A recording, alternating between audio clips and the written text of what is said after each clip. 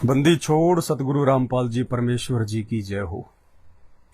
परमपिता परमात्मा सारी सृष्टि के रचनहार, कुल मालिक, असंख्य ब्रह्मांडों के स्वामी, जगत गुरु, तीनों लोकों में प्रवेश करके सबका पालन पोषण करने वाले राजाधिराज आत्माधार, नाथों के नाथ, देवों के देव, महादेव, सर्वेश्वर, महेश्वर, मृत्युंजय, अजरो अमर, आदि अनादि सनातनी प्रभु, जगत पिता जगदीश्वर, श्री श्री 1008 की उपाधि के वास्तविक अधिकारी, अकाल मूर्ति सौद स्वरूपी राम वासुदेव, सर्वगतम ब्रह्म, परम पूज्य, प्रथम पूज्य, परम संत, परम पुरुष, परम धनी, परम दयालु, सत्य कबीर, हक्का कबीर, अल्लाहु कबीर, अल्लाहु अकबर, अल्लाह ताला, जगत के तारणहार, जगत के मुक्तिदाता, जगत के जगन्नाथ, हारे का सहारा, हिंदुओं के राम, मुसलमानों के अल्लाह, ईसाइयों के मसीह, सिखों के वाहिगुरु, दया के सागर दया निधि, करुणा के सागर करुणा निधि,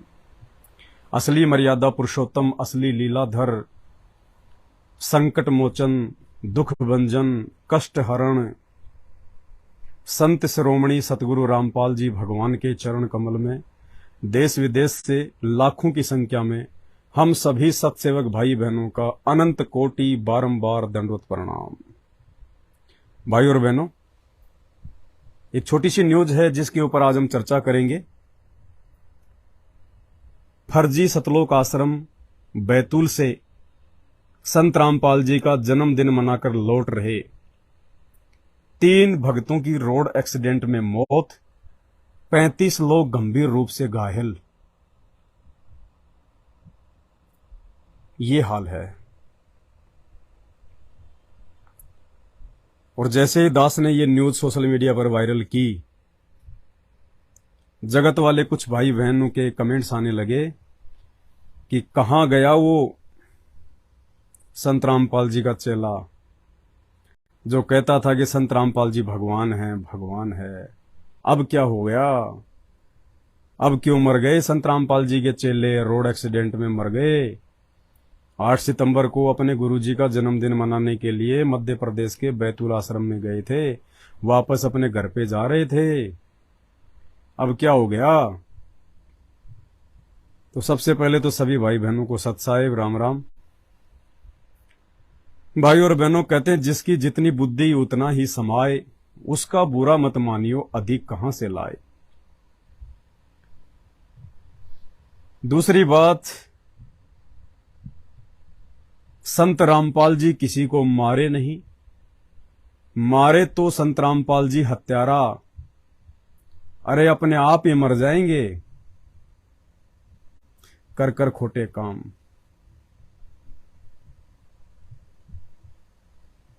संत रामपाल जी का तो फोकट में फालतू में नाम बदनाम किया जा रहा है। राम किसी को मारे नहीं, मारे तो हत्यारा राम, अपने आप ही मर जाएंगे कर कर खोटे काम। पहले न्यूज आपको पढ़ा देता हूं। संत रामपाल के कार्यक्रम से लौट रहे श्रद्धालुओं से भरा हुआ ट्रक पलटा, 3 की मौत।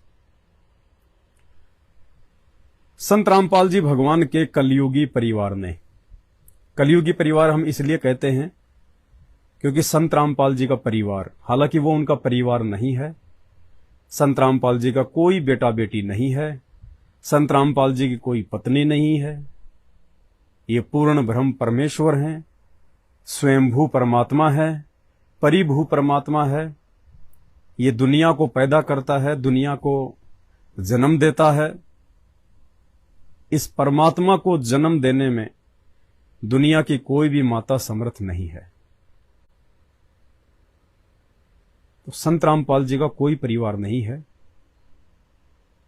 केवल अपने धार्मिक धंधे के लिए संत रामपाल जी के रिश्तेदार मतलब इस सांसारिक लोक में, इस कलयुग में, इस काल लोक में अपने आप को छुपाते हुए जिस प्रकार से ये परमात्मा संत रामपाल जी एक परिवार में आने की लीला करते हैं, उस आधार से बोलना पड़ता है कि संत रामपाल जी का परिवार, संत रामपाल जी का परिवार। बाकी संत रामपाल जी का कोई परिवार नहीं है।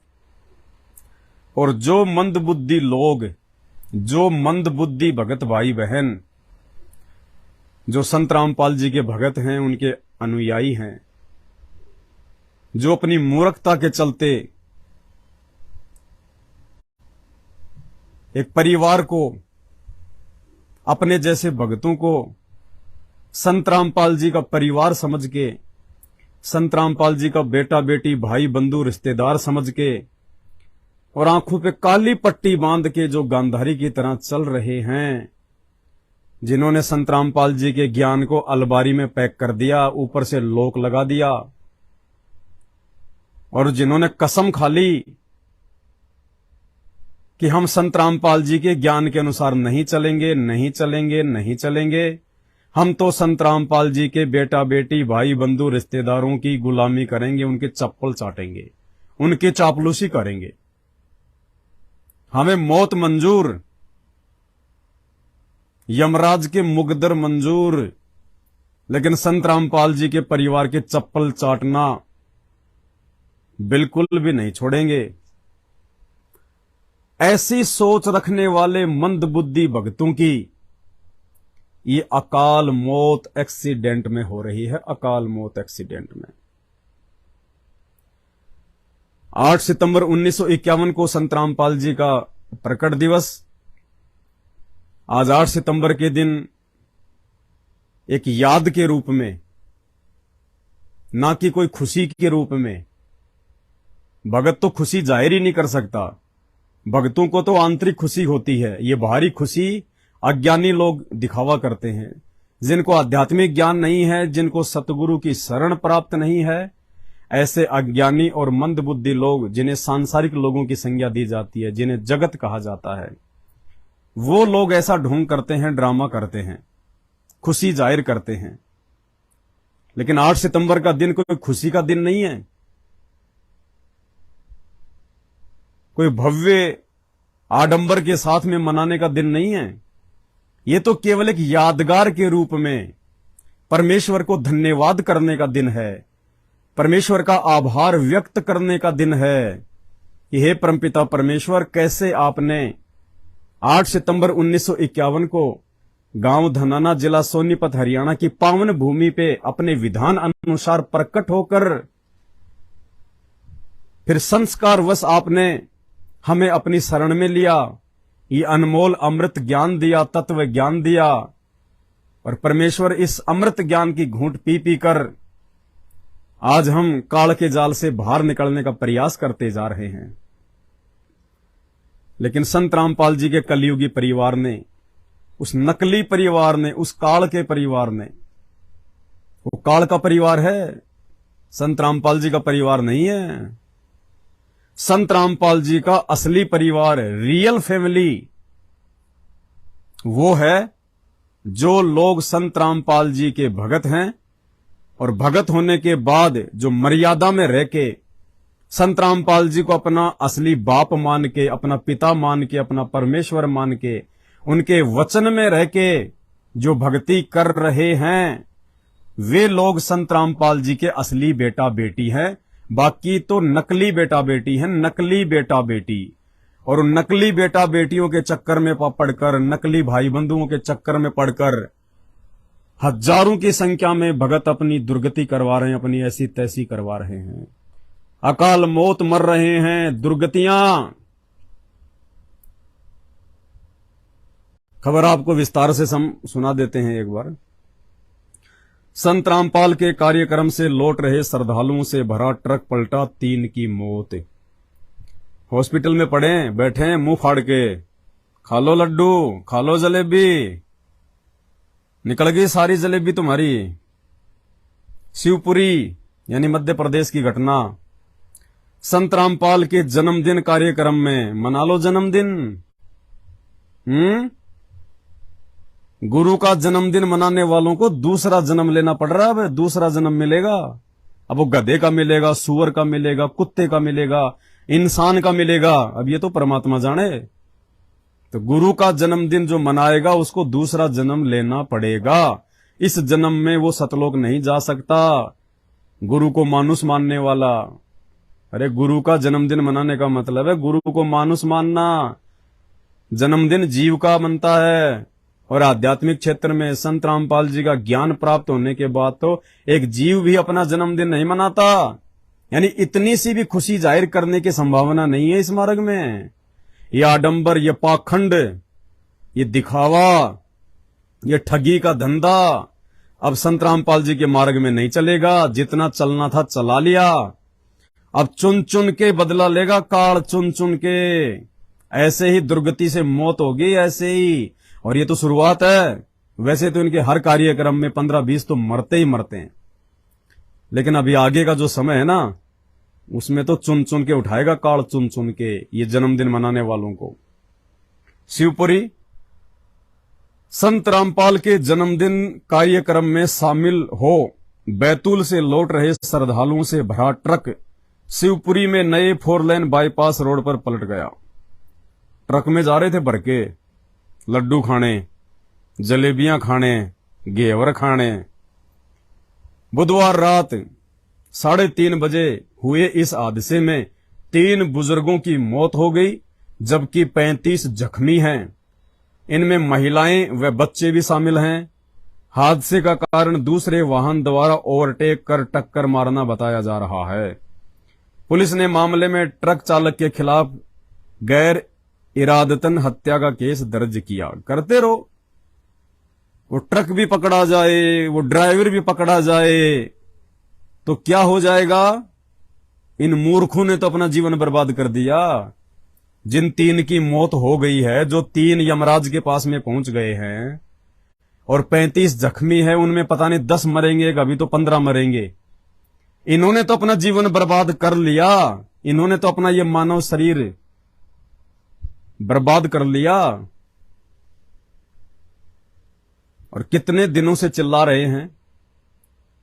अगर थोड़ा सा भी ध्यान दे लेते हमारी बातों पे, थोड़ा सा भी ज्ञान आधार से वीडियो देख लेते,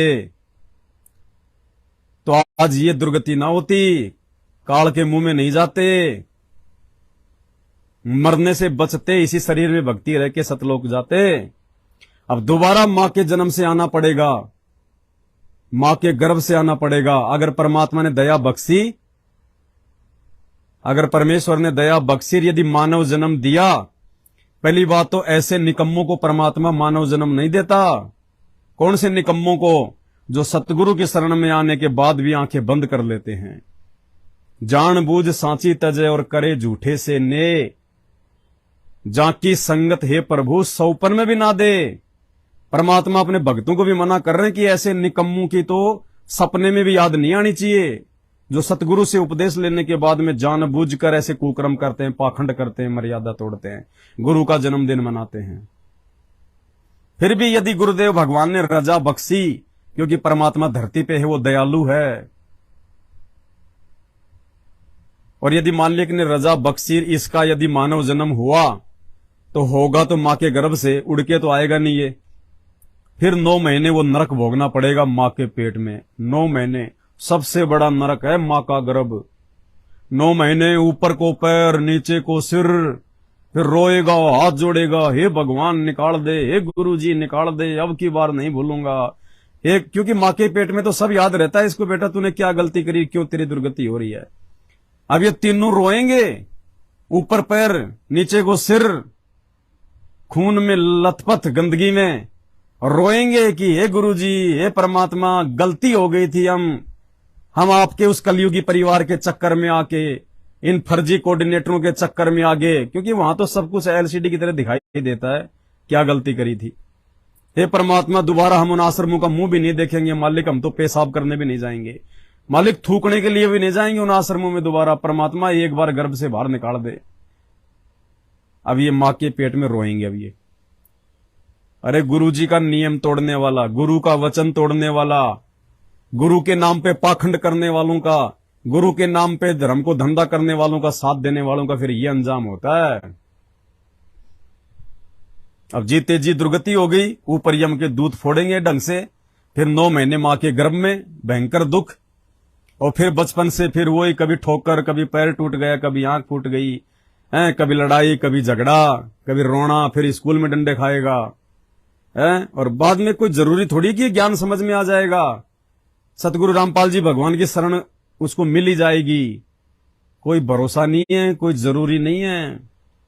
तो कितना बड़ा हानि कर ली इन्होंने ये गलती करके, संत रामपाल जी भगवान के ज्ञान को आधार ना बना के और देखा देखी में चलने का नतीजा ऐसे दुर्गति करता है काल, ऐसे दुर्गति।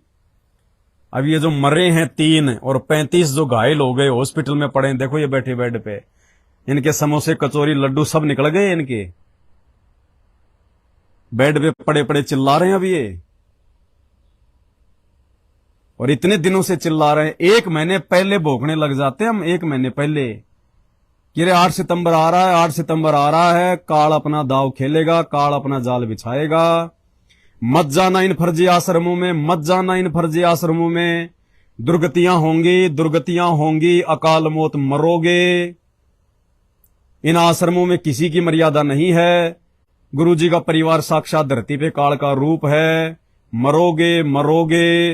लेकिन नहीं सुनते, नहीं सुनते तो नतीजा देख लो। अब कहेंगे बाकी लोगों के साथ ऐसा क्यों नहीं हुआ, 3 ही क्यों मरे, 10 ही क्यों मरे। अरे भैया एक तरफ तो इनकी मर्यादा टूटी हुई है, इन आश्रमों में जाते ही मर्यादा टूटती है, दूसरी तरफ एक तरफ तो मर्यादा टूटना प्लस इनका माड़ा संस्कार सामने आ जाना, इनके कमजोर संस्कार सामने आ जाना। एक तरफ जब जीव का कमजोर संस्कार सामने आ जाता है, साथ में यदि मर्यादा टूटी हुई है, फिर सतगुरु रजा नहीं करता, सतगुरु आड़े हाथ नहीं लगाता, फिर वो ही होता है जो उसके भाग्य में लिखा हुआ है। वो सोचता है मैं तो गुरु जी का भगत हूं, मैं तो आश्रम में भी जा रहा हूं, मैं तो दान धर्म भी कर रहा हूं, मैं तो गुरु जी के परिवार की चप्पल भी चाट रहा हूं, मैं तो उनकी गुलामी भी कर रहा हूं। ये भी वही कर रहे थे, ये जो मर गए ना, ये भी उन्हें आश्रमों में जाते थे, ज्योति पाठ करवाते थे, दान धर्म करते थे, कोऑर्डिनेटरों के सारे आदेश मानते थे, महीने में 2 बार नाम भी शुद्ध करवा लेते थे। लेकिन दुर्गति तो भाई जिसकी बैटरी डाउन होती चली जाएगी और मर्यादा किसी की है नहीं, पटाखे की तरह फूटते जाओगे, पटाखे की तरह। परमात्मा कुछ नहीं करेगा। क्या गुरुजी को नहीं पता था इस बात का कि ये आश्रम से वापस घर पे जा रहे हैं? अरे 8 सितंबर तो आज है और ये मर लिए कल। तो गुरुजी का इन्होंने कब मनाया? इन्होंने तो जन्मदिन भी नहीं मनाया, इन्होंने तो जन्मदिन भी नहीं मनाया। इनको तो 6 तारीख को बुला लिया, 6 तारीख को बुलाया, उनको शाम को धक्के मार देते हैं। 7 तारीख को बुलाते हैं, उनको शाम को धक्के मार देते हैं। 8 तारीख को बुलाया, उनको 8 तारीख की शाम को धक्के मार देते हैं। इन आश्रमों से इन्होंने तो अपना धंधा करना है, आए जाओ, पैसा दिए जाओ, ज्योति पाठ का निकलते जाओ, चलते जाओ, चलते जाओ। इनको पैसा चाहिए, माया चाहिए। जबकि प्रकट दिवस तो आज है भगवान का, 8 सितंबर आज है, और ये मर लिए 2 दिन पहले। क्यों गए थे भाई? 6 तारीख को तुम्हारे गुरुजी का जन्मदिन था क्या? या 6 तारीख को तुम्हारे गुरुजी का प्रकट दिवस था क्या? क्यों गए तुम 6 तारीख को, जब प्रकट दिवस आज 8 तारीख को है? परमात्मा 8 सितंबर को प्रकट हुए, तुम 6 तारीख को क्या गए थे? टिंडे लेने गए थे। ले लिए टिंडे, ले लिए बैंगने, ले लिए। अब उस गांव में कोई संत रामपाल जी का नाम नहीं लेगा, उस गांव में गालियां निकालेंगे, गालियां। यह है काल की सूक्ष्म चाल। ऐसे करता है काल बदनाम उस परम संत को। ये जो मर गए ना, पीछे जो भक्ति पे लग रहे होंगे 2-4, वो भी छोड़ देंगे। इनके रिश्तेदार तक गालियां निकालेंगे, नफरत करेंगे संत रामपाल जी से, और पूरा गांव नफरत करेगा, पूरा गांव। खबर तो फैलती है, अखबार में आई है, जब यहां तक पहुंच गई। ऐसे काल उस परम संत को निंदा का पात्र बनाता दुनिया में, उन्हीं के भक्तों के माध्यम से, उन्हीं के भक्तों के कर्म फुड़वा देता है और उसी गुरु की निंदा करवा देता है। दुनिया उससे नफरत करने लगती है। यह है सूक्ष्म चाल। बाकी संत रामपाल जी के भगत की, किसकी? भगत की। ये भगत नहीं है, ये देखा देखी वाले भगत हैं, ये नकली भगत हैं, ये चप्पल चाटने वाले भगत हैं संत रामपाल जी के कलयुगी परिवार की। ये असली भगत नहीं है संत रामपाल जी के, ये देखा देखी वाले भगत हैं। जैसे दुनिया वाले देखा देखी में रामनवमी पे, जन्माष्टमी पे और किसी मेले में और कहीं पे देखा देखी में चले जाते हैं लेके झंडे हाथों में, फ्री का भंडारा चाटने।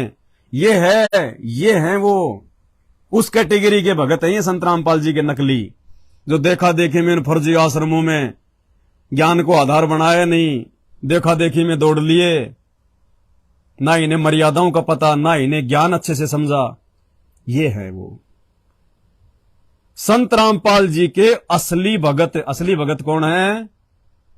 अहंकारवश नहीं कह रहा, अभिमानवश नहीं कह रहा। अभिमान और अहंकार तो हम नीचों में परमात्मा ने समाप्ति कर दिया अपना ज्ञान देके।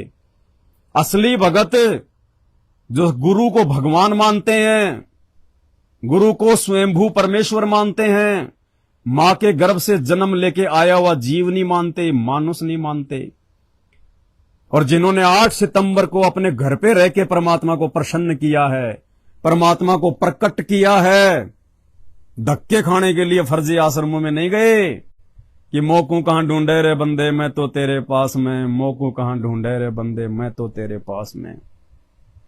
ये दुनिया मंदिरों में भटक रही है। कल जन्माष्टमी थी, दुनिया मंदिरों में भटक रही है और तुम इन आश्रमों में भटक रहे हो। तुम्हारे मेरे दुनिया में क्या अंतर है भक्तों? तुम तो दुनिया वालों से भी नीचे। दुनिया वाले तो इसलिए भटक रहे हैं, इसलिए वो पत्थर पूजा कर रहे हैं, मंदिर मस्जिदों में जा रहे हैं, क्योंकि उन्हें तो भगवान का एड्रेस नहीं पता, उन्हें भगवान की पहचान नहीं, वो जानते ही नहीं भगवान कौन है, भगवान की क्या परिभाषा है। वो देखा देखी में जा रहे हैं, देखा देखी में। एक तरफ तो कहते हैं श्री कृष्ण जी भगवान हैं और दूसरी तरफ कल उनकी जन्माष्टमी मनाई। अब इनको जन्माष्टमी की परिभाषा का भी नहीं पता, जन्माष्टमी क्या होती है। जन्म प्लस अष्टमी यानी देवकी की कोख से 8वीं संतान का जन्म, जन्म यानी जन्म लेना, और अष्टमी यानी 8वीं संतान, जिसकी भविष्यवाणी काल ने की थी कंस को कि देवकी के 8वें गर्भ से तेरी मौत होगी। तो जन्म अष्टमी, जन्माष्टमी यानी देवकी की 8वीं संतान जो जन्म लेकर आई। अब जन्म जो लेके आएगा वो भगवान नहीं होता। भगवान कभी मां के गर्भ से जेर में लिपट के, गंदगी में लिपट के लाल पीला होके नहीं आता।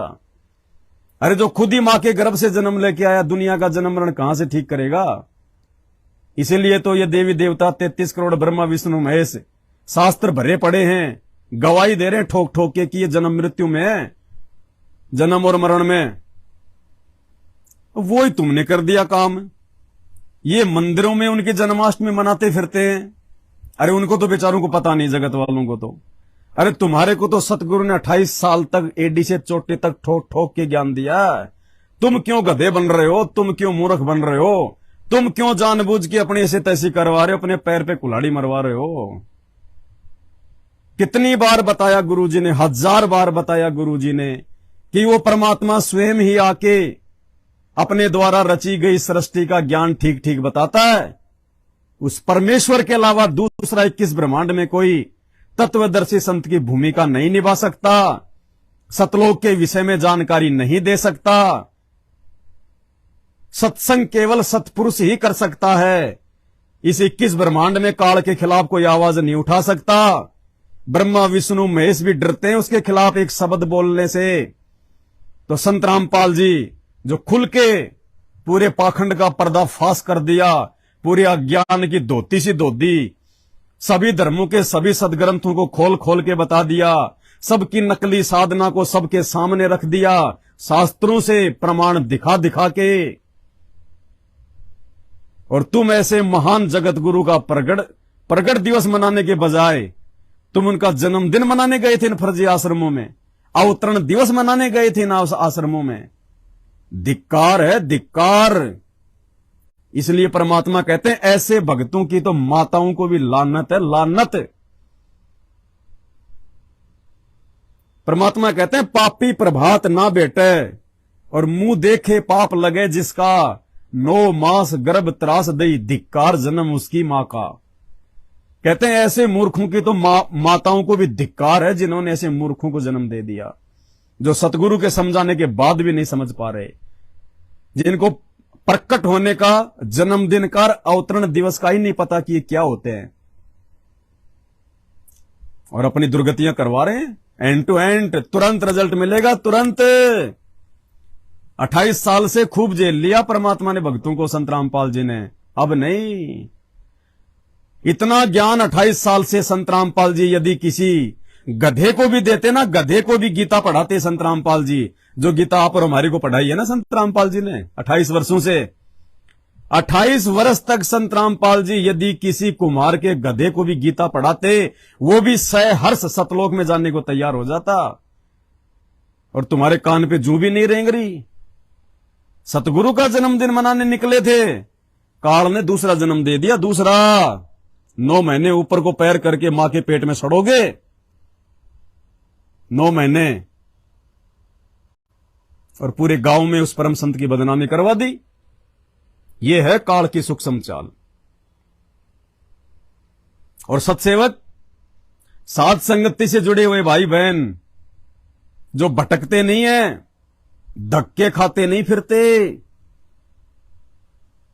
अपने परमात्मा के विधान पे चलते हैं, अपने गुरु को भगवान मान के चलते हैं, ज्ञान को आधार बना के चलते हैं कि मोकू कहां ढूंढे रे बंदे, मैं तो तेरे पास में।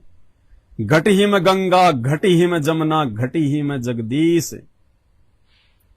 और लाखों की संख्या में सत्सेवक भाई बहनों ने आज 8 सितंबर को अपने प्राण प्रिय, अपने प्राणनाथ परम पूज्य सतगुरु रामपाल जी भगवान का अपने अपने घर पे रह के प्रकट दिवस मनाया है। प्रकट दिवस। बंदी छोड़ को देसी घी के शुद्ध हलवे का भोग लगाया, देसी घी के भंडारे का भोग लगाया, फल फ्रूट परमेश्वर के सामने रखे, रो रो के परमेश्वर से प्रार्थनाएं की, अरदास की। मजबूरन ऐसे भक्तों के पास में सतगुरु को आना पड़ता है। ये विधान है परमात्मा का। भगत के वश में है भगवान, भगत के वश में है भगवान। फिर वो परमात्मा ऐसे भक्तों को गाय की तरह नजर में रखता है, जैसे गाय अपने बछड़े को नजर में रखती है। जो बच्चा गऊ की नजर में, यूं साईं को संत। और भक्तों के पीछे पीछे फिरे वो भगत वत्सल भगवंत। वो भगत वत्सल भगवंत संत गुरु रामपाल जी भगवान अपनी ऐसी प्यारी आत्माओं के पीछे पीछे छाया की तरह रहते हैं, साये की तरह। एक क्षण के लिए अपने से दूर नहीं करते परमात्मा ऐसी आत्माओं को। एक रक्षा कवच बना के रखता परमात्मा उन आत्माओं के चारों तरफ, सुरक्षा कवच। काल का अटैक नहीं हो सकता। और 8 साल का इतिहास इस बात का गवाह है। 8 साल का इतिहास किसी भी सत्सेवक की उंगली का नाखून तक नहीं उतरने दिया भगवान ने, नाखून तक। और ये सतलोक आश्रम मैनेजमेंट हरियाणा के पीछे आंख बंद करके चल रहे मूर्खों के घरों के चूल्हे जलना बंद हो गए। कईयों के तो परिवार के परिवारों का सत्यानाश हो गया इन आश्रमों में आते जाते समय। 2019 में महाराष्ट्र से 2 बस भर के आ रही थी हिसार की तारीख पे जाने के लिए। तारीख है, अरे तारीखों पे काम होता है वकीलों का, संगत का काम नहीं होता। भगत को अपनी भक्ति करनी चाहिए, वकालत नहीं। 2 बस आई थी भर के राजस्थान के नागौर में सुबह 3 बजे। बैल की टक्कर लगने से एक्सीडेंट हुआ, 13 मर गए ऑन द स्पॉट। 13 के 13 मर गए। हिसार की तारीखों पे जाने वाले संत रामपाल जी के जो है दर्शन करने के लिए जाने वाले। कब कहा था संत रामपाल जी ने तुम मेरे दर्शन करने के लिए आओ? कब कहा था तुम हिसार की तारीखों पे आओ? हैं, तुम भक्तों की भीड़ को देख के सरकार संत रामपाल जी को छोड़ देगी डर के? अरे वाह, दुर्गति करवा ली। तुम्हें संत रामपाल जी की वाणियों को तोड़ मरोड़ के काल गुमराह कर रहा है, अपना निवाला बना रहा है। ये संत रामपाल जी का कलयुगी परिवार, ये काल का रूप है। मैसेज डाल डाल के बुलाता तुम्हें, संत मिलन को चालिए तज माया अभिमान, जो जो कदम आगे धरे वो यज्ञ समान। कि गुरुजी से मिलने के लिए आओ। इस हार की तारीख पे जो जो तुम कदम रखोगे, इन फर्जी आश्रम में जो जो तुम कदम रखोगे, तुम्हारे 100 यज्ञ बनेंगे। मूर्खो, इतना तो विचार कर लो, ये वाणी परमेश्वर ने किस संदर्भ में बोली है? क्यों बोली थी परमात्मा ने? किस किस समय बोली थी? द्वापर युग में जब यही संत रामपाल जी भगवान करुणा में ऋषि के रूप में आए हुए थे, पांडवों की यज्ञ सफल नहीं हो रही थी, तब श्री कृष्ण और पांचों पांडव सुदर्शन रूप में बैठे हुए परमात्मा के पास झोपड़ी में गए थे। झोपड़ी से 500 मीटर पहले अपना रथ रोक के मुकुट उतार के नंगे पैर पांचों पांडव श्री कृष्ण भगवान की झोपड़ी पे गए, दंडवत प्रणाम किया और बोले भगवान चलो हमारी यज्ञ में सफल करो परमात्मा। तो परमेश्वर ने कहा कि जो तुम यज्ञ कर रहे हो अश्वमेघ, ऐसे ऐसे 100 यज्ञ का फल मुझे दो, तब मैं चलूं। तो श्री कृष्ण जी ने कहा कि भगवान ये तो हमारा पहला यज्ञ है, 100 का फल हम आपको कहां से दे देंगे? तो बोला भैया मैं नहीं चलूंगा। तो श्री कृष्ण जी ने फिर कहा कि भगवान आपकी वाणी है कि संत मिलन को चालिए तज माया अभिमान, और जो जो कदम आगे धरे 100 यज्ञ समान। हे जगन्नाथ, हम तो 500 मीटर से आदि कोस से पैदल चल के आए परमेश्वर आपकी झोपड़ी तक। हे परमात्मा 100 कदमों का फल आप ले लो, 100 यज्ञ का फल आप ले लो, बाकी हमारी झोली में डाल दो। तब परमात्मा प्रसन्न हुआ और पांडवों का यज्ञ सफल किया, उनका भंडारा सफल किया। अब तुम यदि उस वाणी के अनुसार ये कदम रख रहे हो, कोई महाराष्ट्र से, कोई बिहार से, कोई कहीं से, तो तुम्हारे तो लाखों कदम बन रहे हैं, लाखों के बजाय करोड़ों कदम बन रहे हैं, करोड़ों यज्ञ बन रही है तुम्हारी। तो अब महाराष्ट्र से हिसार कोई चल के आएगा, चाहे बस में आओ चाहे ट्रेन में आओ, वो कदम ही माने जाएंगे। तो तुम्हारे तो करोड़ों कदम बन रहे हैं, फिर भगवान ने क्यों नहीं बचाया? अरे पांडवों का काम तो परमात्मा ने 100 कदम में पूरा कर दिया, और तुम लाखों करोड़ों कदम चल के आ रहे हो, और फिर भी तुम्हारे को दर्दनाक अकाल मौत मिल रही है, दर्दनाक अकाल मौत।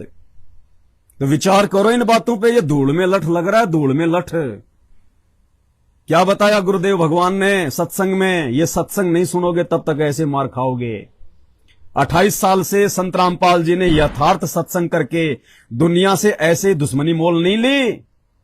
वो दुश्मनी इसलिए मोल ली थी कि मेरे बच्चे मेरे इस ज्ञान को आधार बना के अपना जीवन सफल कर लेंगे, काल के जाल में नहीं फंसेंगे, देखा देखी में नहीं चलेंगे, मेरी परिवार की चप्पल नहीं चाटेंगे। इसलिए भगवान ने 28 साल से ये ज्ञान दिया था, और तुमने सारा मिट्टी में मिला दिया, परमात्मा का नाम ही मिट्टी में मिला दिया। तुम्हारे को क्यों नहीं लाभ दे रहा परमात्मा? तुम्हारी यज्ञ क्यों नहीं सफल हो रही? तुम्हारी दुर्गतियां क्यों हो रही है? तो वर्तमान में यदि इस भगवान के ज्ञान को आधार नहीं बनाओगे तो दुर्गतियां होंगी, और धूल में लठ मारने वालों के साथ में ऐसा ही होता है। ये छोटा सा सत्संग है जिसमें गुरुजी कह रहे हैं कि ये जो बद्रीनाथ जाते हैं, केदारनाथ जाते हैं, फलाने धाम पे जाते हैं और कहते हैं मेरे ये लाभ हो गया, मेरा वो लाभ हो गया, तो संत रामपाल जी कहते हैं ये तो धूल में लठ लग रहे हैं, धूल में लठ है। और वो माता धोकन वालों की दुर्गतियां हो रही, वो क्या है? तेरे को तो माता धोकने से लाभ हो गया, बाकी लोगों की दुर्गतियां हो रही, वो क्या है? तो भाई जिसको लाभ मिल रहे हैं उसके पिछले संस्कार, उसके पिछले पुण्य चल रहे हैं। तो गुरुदेव ने बताया धूल में लठ लग रहे हैं, धूल में लठ, बाकी कोई लेना देना नहीं है, जल्दी तेरा भी नंबर आएगा। तो इसी प्रकार जो इन फर्जी आश्रमों में जा रहे हैं, इन फर्जी नामदान सेंटरों पे जा रहे हैं, ज्योति और पाठ दान धर्म कर रहे हैं, इन कुपात्रों को ये धूल में लठ लग रहा है। तुम्हारी बैटरी चार्ज है। जितने दिन तुमने संत रामपाल जी की भक्ति मर्यादा में रह के की थी कभी, ये उस भक्ति के रिटर्न में तुम्हें प्रतिफल मिल रहा है। ये वर्तमान के ज्योति पाठ आश्रमों में जाना, वहां पे वो गड्ढे खोदना, दीवारें बनाना, कुछ नहीं है इनका, कुछ 1% भी उल्टा नुकसान है। ये सत्संग ध्यान में रखो। संत रामपाल जी के क्या कह रहे हैं? ये माता धोकने वाले, बद्रीनाथ केदारनाथ जाने वाले, कावड़ लाने वाले, इनके विषय में परमात्मा कह रहे हैं धूल में लठ लग रहा है, धूल में लठ। इसी प्रकार इन फर्जी आश्रमों में जाने वाले, संत रामपाल जी के कलयुगी परिवार की चापलूसी करने वाले, थोड़ा बहुत यदि उनको लाभ मिल रहा है तो कहते हैं धूल में लठ है, धूल में लठ। यानी हम किसी से कोई बात सुनते हैं, वो वहां गया था, उस माता धोकन गया था, उनको ये लाभ हो गया, और वह माता धोकन जाने वाला का नाश हुआ पड़ा, वो दिखा दूं। उसको पिछले पुण्य की कमाई से कुछ मिल रहा है तो लगता है जैसे मैं वो धोकने गया हूं उसी से मुझे लाभ हो गया। नहीं, ये ज्ञान आधार नहीं है, धूल में लठ लग रहा है। धूल में लठ लग रहा है इन भक्तों का। इन आश्रमों में जाने वालों का धूल में लठ लग रहा है। ज्ञान आधार नहीं है। ज्ञान आधार होता तो जगह जगह धक्के खाने के बजाय आज 8 सितंबर को घर पे बैठ के परमात्मा को प्रसन्न करते, भगवान को आना पड़ता अपने भगत की भक्ति पे प्रसन्न होके।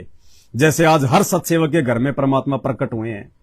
हर सत्सेवक के घर में जो असीम शांति, जो असीम आनंद की अनुभूति आज सात संगत से जुड़े हुए भाई बहनों को हुई है, तुम्हें तो लाख जन्म में भी नहीं हो सकती, लाख जन्म में भी है? भगवान बैठा जेल में, आश्रमों में क्या लेने जा रहे हो? टिंडे टिंडे लेने जा रहे हो ना? सत्संग सुना करो, सत्संग स्पष्ट कह रखा परमात्मा ने, स्पष्ट। कि कई लोग कहते हैं कि वहां चलो, वहां से फिर वहां पे सतलोक चलो, सतलोक चलो, सचखंड चलो। हमारे गुरुजी सचखंड की भक्ति बताते हैं। और फिर कोई पूछे वहां सचखंड में कौन है भाई? वहां परमात्मा है? ना ना, परमात्मा नहीं है, वहां तो निराकार ही निराकार है। तो गुरुजी कहते हैं जब निराकार ही निराकार है और वहां परमात्मा है ही नहीं, तो क्या वहां पे जो है वो टिंडे लेने जाएंगे? फिर परमात्मा ने बरवाड़ा आश्रम का उदाहरण दिया।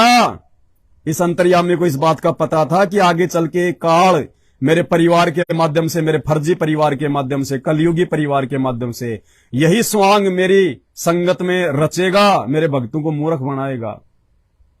तो गुरुजी ने डायरेक्ट बरवाला आश्रम का नाम लेते हुए उस सत्संग के माध्यम से हमें सचेत कर दिया।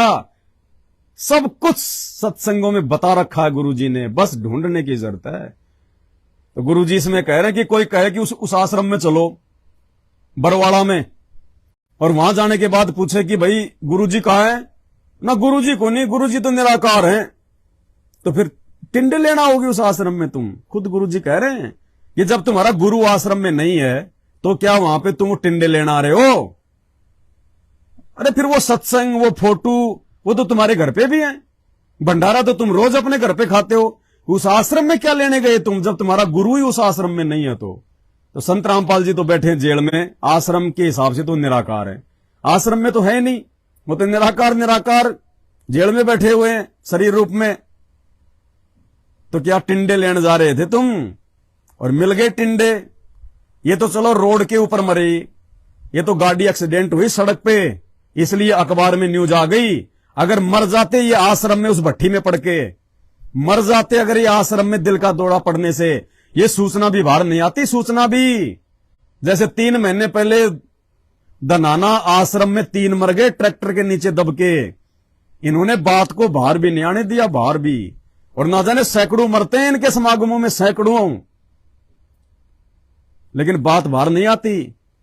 ये तो रोड पे मर गए इसलिए आ गई अखबार में। तो गुरुजी क्या कह रहे हैं? कोई कहे चलो उस आश्रम में बरवाड़ा में, और गुरुजी वहां है ही नहीं, कि गुरुजी तो निराकार है, दिखाई नहीं दे रहे, गुरुजी तो है नहीं। भाई होंगे तब दिखाई देंगे ना, और नहीं है तो निराकार हो गए। तो गुरुजी कह रहे हैं फिर कि उस आश्रम में टिंडे लेना होगे। तो आज तुम इन आश्रमों में क्या टिंडे लेने जा रहे हो जब तुम्हारा भगवान ही जेल में बैठा हुआ है? अब कोई कहे कि उस आश्रम में चलो बरवाला में, और फिर कोई कहे गुरुजी तो है नहीं वहां पर, निराकार ही निराकार है, फिर टिंडे लेना होगा, यहाँ आदमी क्या करेगा? ऐसा मूर्ख बना रखा हमारे को। परमात्मा के लिए तड़प रही है, उसके दर्शन करेंगे, अपना दुखड़ा रोवाएंगे, सीने से लगाएंगे, और लोग कहते वहां है नहीं। फिर रुचि भी बनी हुई है कि वहां जाने की हद पाट जी कती है। कितने श्रद्धालु हैं। इन श्रद्धालुओं की श्रद्धा का ऐसे काल नाजायज फायदा उठवा रहा है आज संत रामपाल जी के कलयुगी परिवार के माध्यम से। और ये कलयुगी परिवार वर्षों पहले अपनी मर्यादा तोड़ के संत रामपाल जी से दूर हो चुका है, केवल अपना धंधा कर रहा है, धंधा। स्पष्ट कर दिया इस सत्संग में संत रामपाल जी ने कि नालायको गुरुजी आश्रम में है ही नहीं, फिर भी तुम्हारी वहां जाने की रुचि बन रही है। कति हद पाड़ दी, कितने श्रद्धालु हैं।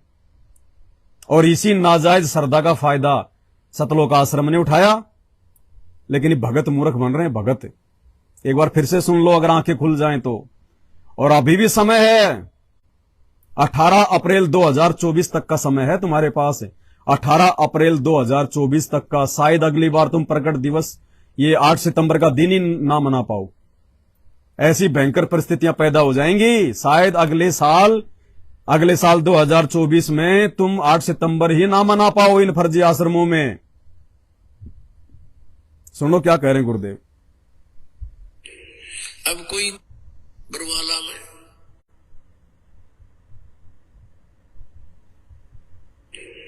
अब कोई कहे कि उस आश्रम में चलो बरवाला में, और फिर कोई कहे गुरुजी तो है नहीं वहां पर, निराकार ही निराकार है, फिर टिंडे लेना होगा, यहाँ आदमी क्या करेगा। ऐसा मूर्ख बना रखा हमारे को। परमात्मा के लिए तड़प रही है, उसके दर्शन करेंगे, अपना दुखड़ा रोएंगे, सीने से लगाएंगे, और लोग कहते वहां है नहीं। फिर रुचि भी बनी हुई है इनकी वहां जाने की। हद पाट जी कती कितने श्रद्धालु है। कब समझोगे भाई, कब समझोगे। तुम्हारा घर क्या है, शमशान घाट है क्या। अरे भगतों का घर, जिस भगत को संत रामपाल जी से उपदेश मिल गया, जिस भगत ने अपने घर पे संत रामपाल जी का दरबार लगा लिया, जो भगत 3 समय की आरती करता है, मंत्र जाप करता है, सत्संग सुनता है, संत रामपाल जी की वाणियां चलती हैं, दंडवत करता है, संत रामपाल जी की तस्वीरें लगी हुई हैं, अरे वो शमशान घाट है क्या। फिर क्या फॉर्मेलिटी के लिए दरबार बना रखा है। दीवारों के सामने दंडवत कर रहे हो, दीवारों के सामने ज्योति जला रहे हो, जब तुम्हें इतना ही विश्वास नहीं है कि मेरे गुरुजी मेरे घर पे हैं या नहीं है।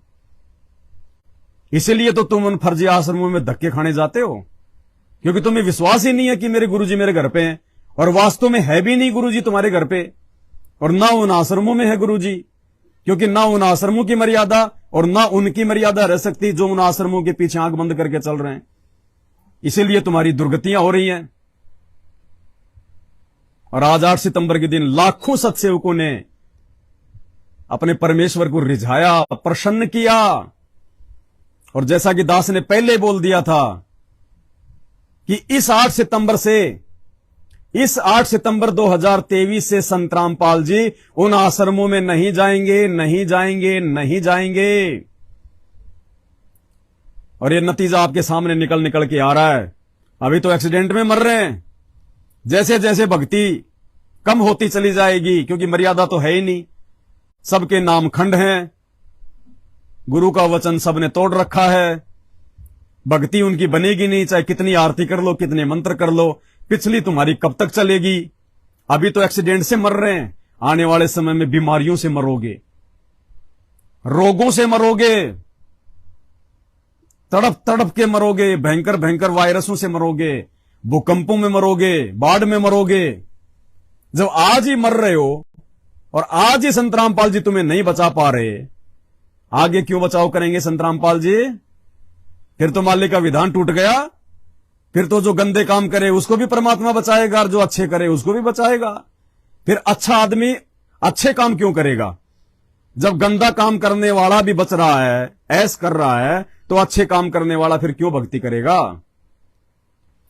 तो भाई ये परमात्मा निष्पक्ष है, पक्ष और विपक्ष से दूर है ये। अब जो तुमने बीज बोया है सतलोक आश्रम मैनेजमेंट हरियाणा की कुसंगति करके, अब उसकी फसल काटने का समय है। फसल काटने का समय आगामी 3 साल। इन 3 साल में फसल काटोगे। अब ऐसे जाओगे जैसे गधे के सिर से सींग जाते हैं। चीखते रहना, चिल्लाते रहना, ऊपर हाथ करके रोते रहना।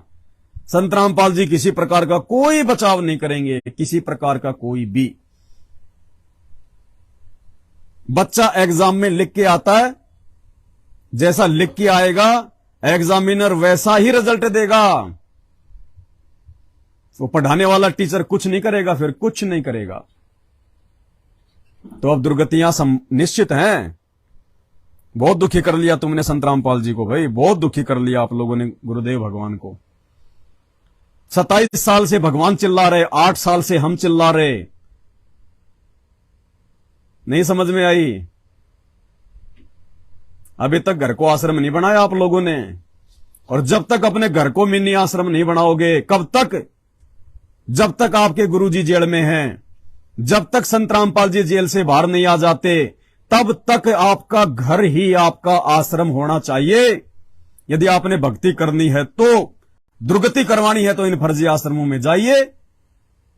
फिर आपका अखबार में नाम आएगा, आपकी फोटो आएगी, आपका पैर कटा होगा वो भी अखबार में आएगा, फिर आपके समाचार आएंगे। और जिसने अपने घर को आश्रम बना लिया और अपने गुरु को अपने घर में विराजमान कर लिया, अपने घट में विराजमान कर लिया अपने गुरुदेव भगवान को, उनका तो काल भी कबाड़ नहीं कर पाएगा, काल भी। क्योंकि संत रामपाल जी का वचन है ये, क्या कि मेरे भगत को, गुरुदेव भगवान कह रहे हैं, मेरे भगत को धर्मराज भी हाथ नहीं लगा सकता, धर्मराज भी। कबीर परमात्मा के भगत के बारे में आपको सत्संग में बहुत बार बताया है। कबीर परमेश्वर की जो या सत भक्ति जो करता है उसके निकट काल के दूत, यम के दूत तो बहुत दूर की बात है, यमराज नहीं आ सकता और धर्मराज नहीं आ सकता। आए हैं सो जावेंगे ये राजा रंग फकीरे, एक सिंहासन चढ़ चलो एक बंदे जात जंजीरे। कबीर परमात्मा की जो ये सत भक्ति कर रहा है, कौन सी भक्ति? जो भक्ति संत रामपाल जी ने दी है, ये स्वयं कबीर परमात्मा है। इनके भगत के पास में यमराज के दूत तो छोड़ो, यमदूत तो छोड़ दीजिए आप, उनकी तो कोई औकात ही नहीं है। स्वयं यमदूतों को भेजने वाला वो यमराज धर्मराज संत रामपाल जी के भक्तों को छू नहीं सकता उंगली से। ये समर्थ का वचन है और कहते हैं साध वचन पलटे नहीं, चाहे पलट जाए ब्रह्मांड। सूरज उदय होना छोड़ सकता है, हवाएं अपनी दिशा बदल सकती हैं, लेकिन संत रामपाल जी ने अपने मुख से जो वचन निकाल दिया, इस ब्रह्मांड में कोई शक्ति नहीं है जो उसको बदल दे। तो संत रामपाल जी तो कहने कि मेरे भगत को धर्मराज भी हाथ नहीं लगा सकता। और इन भगतों को तो शंकर भगवान के गणों ने ही एक्सीडेंट में मार दिया। धर्मराज को भी आने की जरूरत नहीं पड़ी, यमराज को भी आने की जरूरत नहीं पड़ी, उनके दूतों को भी आने की जरूरत नहीं पड़ी। उसने तो शंकर भगवान के गणों से ही काम करवा दिया एक्सीडेंट में। क्यों? क्योंकि आप लोग अभी साध संगति से नहीं जुड़े, आप लोगों ने गुरु को भगवान नहीं माना, आप सबकी मर्यादा खंडित है, आपने अपने घर को आश्रम नहीं बनाया। और जिस दिन अपने घर को आश्रम बना लोगे, जिस घर को आश्रम बनाने के विषय में पूज्य गुरुदेव संत रामपाल जी भगवान ने हजारों बार कहा है, क्या कहा है कि भगत जब नाम ले लेता है, दरबार लगा लेता है, तीनों समय की आरती करता है, मालिक की चर्चा करता है, कभी दंडवत करते हैं, कोई सत्संग सुनते हैं, वो मिनी आश्रम हो गया, मिनी आश्रम। अरे तो ऐसे मिनी आश्रम को छोड़ के क्यों 400-400 हजार किलोमीटर धक्के खाने गए थे, लड्डू जलेबी खाने गए थे? अरे मूर्खो, इससे अच्छा तो 100 रुपए की लड्डू जलेबी पाड़ोस की दुकान से लेके खा लेते, ये गले में मौत तो नहीं पड़ती। अरे इस मौत से तो बच जाते कम से कम, ये लड्डू जलेबी के चक्कर में जान गंवा बैठे। क्या कह रहे हैं परमात्मा घर को आश्रम बनाने के विषय में? पुण्यात्मा, आज परमात्मा के बच्चे जिनको दीक्षा प्राप्त हो चुकी है, उसके परिवार के अंदर एक मिनी आश्रम बन गया। ऐसा स्थान बनाया जाता है जहां भगवान के स्वरूप को रखते हैं, जहां परमात्मा की ज्योति जलाई जाती है। सभी उठकर वहां प्रणाम करते हैं। सुबह और शाम दोपहर को भगवान की चर्चा चलती है, रमैणी होती है, आरती होती है, सुबह के नित्यनेम होते हैं। फिर दिन में जब भी टाइम लगता है, कोई मंत्र कर रहा है, कोई सिमरन सतनाम का कर रहा है, तो कितना माहौल बदल गया ना। उसमें बकवाद बतलाना हो, वो न बोला, वो न बोला, उसका नाश होगा, उनका ऐसे नुकसान होने वाला है, वो ऐसी गलती करते हैं। तो इस तरह की बकवादें बतला के उस परिवार, उस घर के अंदर हम ये कुविचार छोड़ देते थे। फिर वो कुविचार हमारे मस्तिष्क में टकराते रहते थे, हमें डिस्टर्ब रखते थे, शांति नहीं होने देते हैं। और जब परमात्मा की महिमा और अमृतवाणी जब स्टार्ट होती है, तो कुविचार ऊपर चले जाते हैं और सुविचार उस घर में धीरे धीरे स्थापित होने लग जाते हैं। फिर घर में शांति शुरू हो जाती है। ये तरीका है। मिनी आश्रम बनाओ अपने घर को, मिनी आश्रम। एक भाई है, कोई अमराराम है, कौन है वो, कह रहा तू अमर रहेगा क्या? तू अमर रहेगा क्या। अरे यहां का तो विधान है कि आएगा सो जाएगा राजा रंक फकीर। जो आया है वो जाएगा यहां से, ये रूल है यहां का, क्योंकि मृत लोक है, ये गंदा लोक है, अमर कोई नहीं है यहां पे। आया है सो जाएगा राजा रंक फकीर, लेकिन अमराराम भाई जाने जाने में अंतर है। एक सिंहासन बैठ के जाए और एक बंध्या जात जंजीर, जाने जाने में फर्क है। एक को तो सतगुरु अपने विमान में बैठा के ले जाएगा, सिंहासन पे बैठा के ले जाएगा। जो मर्यादा में रह के भक्ति करेगा, गुरु को भगवान मानेगा, गुरु का जन्मदिन नहीं मनाएगा, गुरु को मानुस नहीं मानेगा, घर को आश्रम बनाएगा, गुरु के वचन पे चलेगा, साध संगति से जुड़ेगा। इस दुनिया में केवल साध संगति से जुड़े हुए भाई बहन ही परमात्मा के विमान में बैठने के अधिकारी हैं। तो कहते हैं आया है सो जाएगा राजा रंक फकीर, लेकिन एक सिंहासन बैठ के जाएगा और एक बंध्या जात जंजीर। एक तो बाप भगवान के विमान में बैठ के, सतगुरु रामपाल जी भगवान के विमान में बैठ के जाएगा सिंहासन पे, फल फ्रूट खाते खाते जाएगा, 56 भोग खाते खाते जाएगा।